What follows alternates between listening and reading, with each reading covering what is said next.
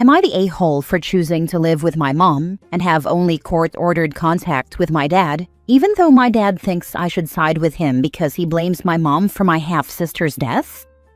Last month, my brother and I, 14 and 16, spoke to a judge and asked him to let us live with our mom instead of splitting time between both of our parents like we have since they got divorced. The judge spent 20 minutes with each of us and decided to give us permission to stop going to Dad's house. But he did order 3 phone calls a week each that are meant to be 20 to 30 minutes. He gave a mini speech on the importance of parents and letting past issues go as we move into adulthood.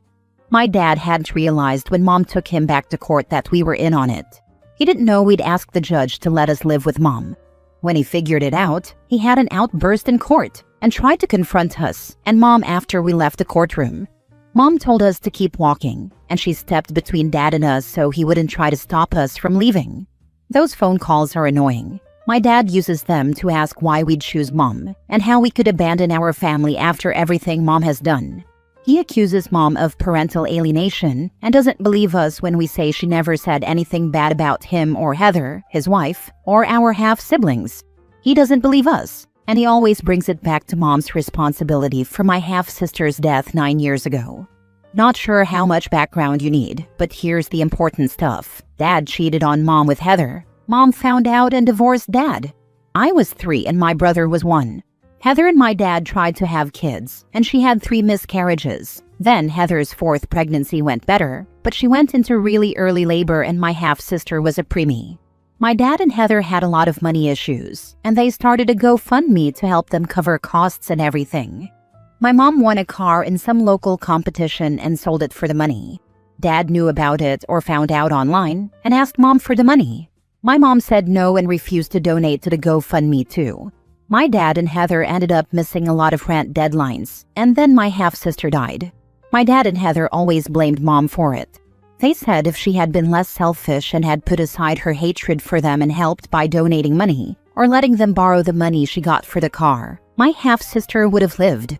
My dad said Mom knew all about the miscarriages, and he bet she enjoyed knowing he and Heather were suffering. They talked about their anger and hate for Mom around us a lot. We were told they blamed Mom. Dad always stopped himself before going too far, but he said stuff over the years about how we should be extra loyal to him and Heather because we know Mom was the reason our half-sister died. I always hated it, and my brother did too, as he got older and understood more. My dad and Heather ended up having more kids after they got back on their feet. I was 14 when someone in Dad's family told me about the affair, and they told me it made everything that happened after more intense. I told my brother. We felt awful for Mom and saw Dad in an even worse light than we did for all the stuff he talked about her. That's what led to our decision to live with Mom. My dad still thinks we should hate Mom, and he talks to us like we're crazy for our choice. I know my dad still has grief he never worked through, but I don't think he's right. And I think he's crazy to expect us to hate Mom for the same reason he does. Am I the a-hole? Is it so weird that I made this choice? Now for the top comments. Not the a-hole. Why would your mom pay a mistress's hospital bills? Your kids are your responsibility. I wouldn't even consider them my siblings. Anything born of a traumatic negative experience like cheating invalidates any family tie in my opinion. Maybe he and his mistress should have worked multiple jobs instead. Your mom owes them nothing. They used to say that Mom should have put her feelings aside and thought of an innocent baby and thought of us and how we'd feel losing her. My dad used to really push that point that Mom could have done it for us if she was too cold-hearted to support an innocent baby. Your father and his wife need serious therapy. Your mother had nothing to do with their child's death. What they are demonstrating is misdirected anger and blame driven by grief. Their child was born premature and had health conditions. There is no guarantee that any money your mother provided would have changed the outcome. You and your mom are doing the right thing by separating from a toxic situation. Until your father and his wife seek therapy, you absolutely should limit your time around them, as they are too unstable and mentally unhealthy for you and your brother, and I'm deeply concerned about their behavior around their other children, not the a-hole. I don't know if therapy or grief counseling would fix his anger. He would probably still blame her for what happened because it works to make her the bad guy, and him and Heather the victims of my mom. Even though he tried really hard, I never thought it was Mom's fault, and I think it's a weird thing to blame her for. It's not like my half-sister was outside a hospital and being denied medical treatment because of the money. She was in the hospital. All Mom would have done by donating is take some of the financial pressure off them. Next story. Am I the a-hole for making my dad cry on purpose? I, 20 male, recently got diagnosed with leukemia, and it's bad. I'm always tired and in pain now, and I'm completely bald from chemo. My parents got divorced when I was 5, and Dad remarried when I was 7. His new wife basically told him it was either me or her, and he chose her. I'd still see him here and there, but I never slept at his new house. He'd always tell me that he loved me though, which was straight up BS because if he did, he'd have fought his wife for me. I was always very close to his side of the family since Mom was from a different country, and her entire family lived there, even my grandparents who are both dead now. My grandparents would always show me photos of the stuff Dad would do with his new family and kids, and all the vacations he'd take them on, and it always hurt me. I hated him for years. Once I was diagnosed, it broke something in him, and he finally put his foot down and decided to actually be a dad to me. He became super dad. He'd always be by my side and wouldn't leave me alone. He even brought me to his house and introduced me to his kids despite his wife's wishes. He says he wants to make it up to me, and that he's always loved me, and that he wants to make sure I know that. It's gotten so much, though. My younger self would have loved this, but I hate it. He could have always done this, and always could have been a good dad to me, but he never thought I was worthy of it until I was literally dying. I hate him. I told him so last night after he went on about how much he loves me and everything. I just had enough, and told him to stop the BS. I said he never loved me enough to step up to his wife until I was freaking dying. I told him his new kids were clearly his priority, and he's only with me now because if I die, the guilt of being a crappy dad to me my whole life would eat him alive.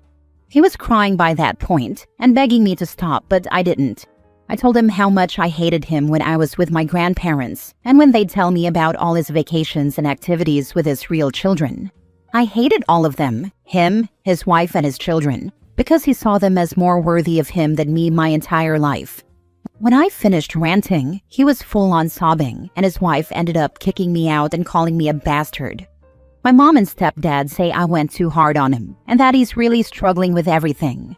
But I don't regret it because I let out things I've been holding in for years, and it felt damn good. Was that an a-hole move, though? Honey, your dad needed to hear it. I don't know what story he has told himself all this time, but you shattered the illusion. Let's see if he finally stands up to his wife now. I mean, he let her kick his dying son out of his house right in front of him, so... Your grandparents are also bad people. No wonder they raised a crappy human like your dad. Not the a-hole. Yeah, they'd show me his wife's Facebook post and be like, hey, look how much fun your dad is having with his other kids. You wish you were with them, don't you? That's a sentence my grandma actually told me. I'd never forget it. So sorry this happened to you. When his wife kicked you out, I would have turned right to him and told him, now's your chance to stand up for me. When he didn't, I would have let him know. Still a coward, I see. He was too busy crying. Next story.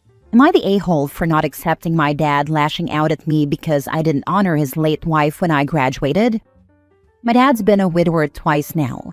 My mom died when I, 18 male, was 7 years old, and it was hell for me.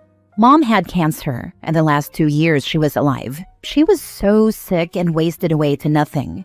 I remember being so afraid of her at the very end, and then feeling so guilty about it. Her death wrecked me. My dad remarried when I was 10, and his wife was diagnosed with ALS 3 years ago. She died in January. Her death really devastated Dad even more than my mom's did. My half-siblings had just turned 4 and almost 6 when she died, and they were really broken too. But I wasn't close to her and didn't have my own grief when she died. My dad struggled for months. Around May, he started to talk about my graduation, and it seemed like motivation for him to keep moving. But right after my graduation, he declined again, and he became very distant from me. I tried talking to him about it, but he shut me down, and he shut his siblings, my aunts and uncles, down. They got him to agree to spend Thanksgiving as a family. He showed up, and he was more on edge and avoided me for 80% of the day. A couple of family members brought it up, and he'd deny it, but then he moved away when I approached. I didn't want to have any kind of fight in front of everyone else, so I didn't push it. But then he lost it and started lashing out at me. He brought up the way I was so okay with his wife's death and how it didn't take anything out of me. Then he told me I disrespected him, my half-siblings and her, by not honoring his late wife at my graduation. He said I found time to mention mom, but not the woman who was in my life for 8 whole years, and took on the mom role when I didn't have another around to do it. He told me he freaking hated me, and it was disgusting behavior, and he had wanted to beat the crap out of me for my disrespect. 2 of my uncles tried to calm it down, but he kept making threats and implying I was some kind of disrespectful brat or monster or demon. He called me that 3 times. I told my dad he had no right to decide who I would and wouldn't honor at my graduation, and I said I wasn't going to take him lashing out at me when he knew I wasn't close to his wife when she was alive. He yelled over me that I was supposed to realize how important she was to me after she died. I was supposed to act like her death was a huge thing, because she was there and she loved me and she loved them and we were a family. He told me if I had to honor mom, I needed to honor both moms, or I should be honoring the most recent loss. He said I didn't even cry when she died, and yet when mom died, he thought I'd never stop. I said that was because mom was my mom and I loved her, and it killed me to lose her. I told him I was done and he could yell at a wall. I left. Aunts and uncles told me they were sorry dad was being like that, and they would try to talk to him. He started texting me for the first time in months, giving me grief for walking away, and not being more understanding of his grieving process when he let me cry it out after mom died. Am I the a-hole? Not the a-hole. I will advise you to keep very low contact with your dad until he gets his act together. Grief is no excuse for what he said and how he behaved. I will also suggest you also get therapy to help you navigate this turmoil in your life. That was what I was thinking. It's not like my dad wants me around now anyway, but if his anger flares again, I don't want to be on the receiving end of him lashing out again. Not the a-hole. He'll grieve how he needs to and shouldn't force that on you. This is also pretty terrible behavior on his part. It sounds like he could benefit from therapy. That's a lot to go through. He would benefit from it. His siblings have suggested it to him multiple times, but we all agree that my saying it would just make him dig his heels in harder. Right now, he's so angry he hates me and wants nothing to do with me if I can't act the way he wants. Not the a-hole. He owes you a sincere apology. I'm not sure I'll ever get an apology, but I guess time will tell if this becomes a permanent end to our relationship or not. Last story. Am I the a-hole for asking my adoptive parents if they have a college fund for me like they have for my sister? I, 17 male, was adopted as an infant. My parents were in their late 30s and had tried to have bio kids for years. It didn't happen for them for more than a decade, so they looked at infant adoption. My birth parents chose them to be my parents. My parents were present at my birth, and my adoptive mom held my birth mom's hand as I was born. Then I went home with my adoptive parents, and the rest was history. 3 years after they adopted me, my parents found out my adoptive mom was pregnant with my sister, 14 female. I don't know if they treated me differently after that, or if they were always a little less in love with me than some adopted kids get. But I always felt that my sister was the clear favorite and their real child. My parents adore her. They spoil her. She got all the cute nicknames, like Little Sweetheart and Baby Star, to list a couple of them. They were also really obsessed with how much she looked like a perfect mix of the 2 of them. Mom's eye color and nose, dad's hair color and round face and other features. A few of my cousins used to rub it in real good, that my parents had their real kid now, and that if they could send me back they would. My family knew they said it, but nobody ever seemed to care very much. I didn't get cuddles and kisses like my sister, didn't get the quality time with each of my parents like she did, didn't get spoiled like her either. They didn't completely ignore me, and I did get gifts, but they spent less on me and bought less for me too. Maybe it was the fact I'm a guy and she's a girl? I don't know. I told my parents a few times that I felt left out, and they didn't change anything or acknowledge whether it was true or not. It was just like, oh, and then they moved on. My sister noticed the difference, and she'd make fun of it. She used to say she wished she had a real sibling and not a fake one, or how our cousins were her real family and not me. A year ago, I found out my parents had a huge college fund for my sister. They were talking to my aunt, mom's sister, about it, and how they had invested from a few things and taken from their savings for it. They never mentioned having one for me, which stung, and I thought about it a lot.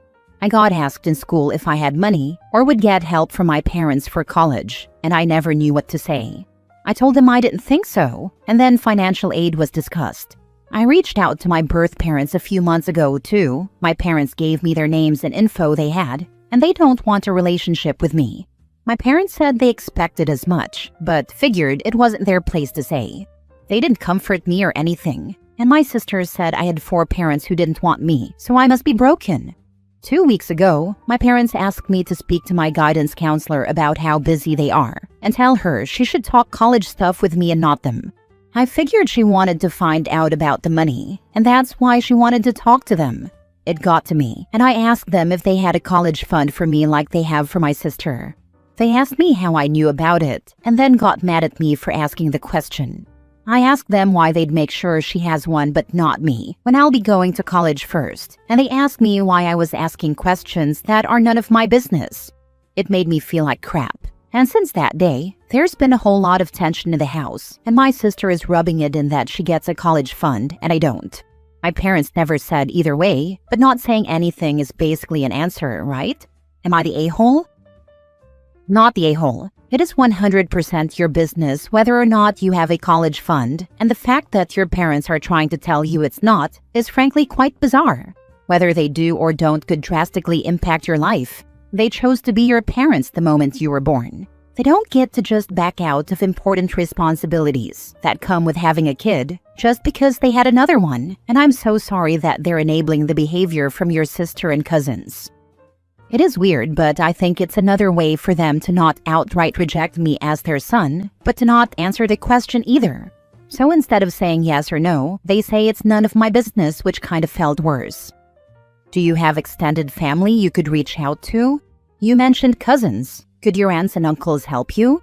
Even if they can't, telling them about your situation and asking for their help will certainly shame your POS parents, which is what they deserve. I won't get support. The adults in my family all knew how I was treated by my cousins and said nothing. I don't think it'll change, because it's my parents being like this. If they cared, they'd have defended me back then.